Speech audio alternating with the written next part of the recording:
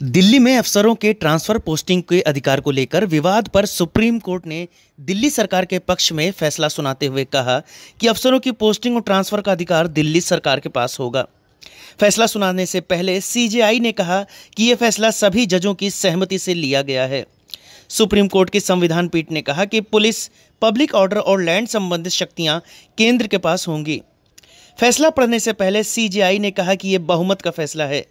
CJI ने फैसला सुनाने से पहले कहा कि दिल्ली सरकार की शक्तियों को सीमित करने के लिए केंद्र की दलीलों से निपटना आवश्यक है। इसके अलावा उन्होंने कहा कि यह मामला सिर्फ सर्विसेज पर नियंत्रण का है। सीजेआई ने कहा कि चुनी हुई सरकार को प्रशासन चलाने की शक्तियां मिलनी चाहिए।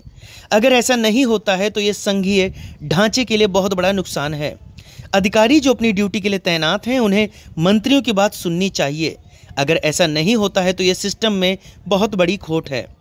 चुनी हुई सरकार में उसी के पास प्रशासनिक व्यवस्था होनी चाहिए। अगर चुनी हुई सरकार के पास यह अधिकार नहीं रहता तो फिर ट्रिपल चेन जवाबदेही की पूरी नहीं होती। सीजेआई चंद्रचूड़ ने कहा कि एनसीटी एक पूर्ण राज्य नहीं है। ऐसे में राज्य पहली सूची में नहीं आता। एनसीटी दिल्ली के अधिकार दूसरे राज्यों की तुलना में कम है। संविधान पीठ में न्यायाधीश DY Chandrachud, justice MR Shah, justice Krishna Murari, justice Bhima Kohli और जस्टिस पीएस नरसिम्हा शामिल हैं। सुप्रीम कोर्ट की संविधान पीठ यह तय करेगी कि दिल्ली और केंद्र सरकार के बीच सर्विसेज का कंट्रोल किसके हाथ में होगा। सुप्रीम कोर्ट ने 18 जनवरी को फैसला सुरक्षित रख लिया था।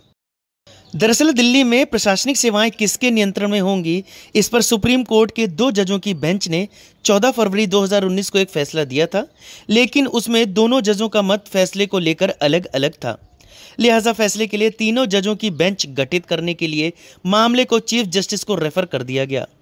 इस बीच केंद्र ने दलील दी थी कि मामले को और बड़ा बेंच यानी संविधान पीठ को भेजा जाए। 4 जुलाई 2018 को सुप्रीम कोर्ट ने उपराज्यपाल बनाम दिल्ली सरकार विवाद में कई मसलों पर फैसला दिया था, लेकिन सर्विसेज यानी अधिकारियों पर नियंत्रण जैसे कुछ मुद्दों को आगे की सुनवाई के लिए छोड़ दिया था, जिसके बाद 14 फरवरी 2019 को इस मसले पर 2 जजों की बेंच ने फैसला दिया था। लेकिन दोनों न्यायमूर्तियों जस्टिस ए के सीकरी और जस्टिस अशोक भूषण का निर्णय अलग अलग था। इसके बाद मामला 3 जजों की बेंच के सामने लगा। फिर केंद्र के कहने पर आखिरकार चीफ जस्टिस डीवाई चंद्रचूड़ की अध्यक्षता वाली 5 जजों की बेंच ने यह मामला सुना। दिल्ली सरकार ने दलील दी कि 2018 में सुप्रीम कोर्ट की संविधान पीठ कह चुकी है कि भूमि और पुलिस जैसे कुछ मामलों को छोड़कर बाकी सभी मामलों में दिल्ली की चुनी हुई सरकार की सर्वोच्चता रहेगी, यानी नियंत्रण सरकार के पास रहेगा।